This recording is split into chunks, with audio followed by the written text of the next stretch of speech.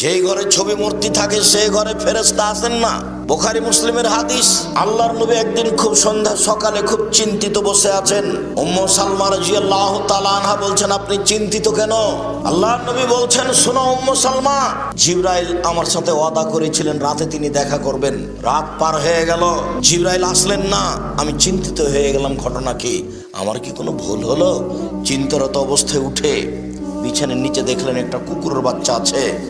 বিছানার নিচ থেকে কুকুরের বাচ্চাটাকে সরিয়ে দিয়ে একটু পানি ছিটিয়ে দিলেন। নিজেই পানি ছিটানোর সাথে সাথে জিবরাইল চলে এসেছে। আল্লাহ নবী বললেন, আপনি আমার সাথে ওয়াদা করেছিলেন গত রাতে আসার, আপনি আসলেন না কেন? আমি খুব চিন্তিত। তখন জিবরাইল আলাইহিস সালাম বলছেন, আমি এসেছিলাম তো, এসে আপনার ঘর থেকে ঘুরে গেছি, আপনার চোখের নিচে কুকুরের বাচ্চা ছিল। আমরা জিবরাইল, আমরা ফেরেশতা ওই ঘরে ঢুকি না যেখানে ছবি মূর্তি থাকে, যেখানে কুকুর থাকে। এসেছিলাম, ঘুরে গেছি। হাদিস বুখারী মুসলিম।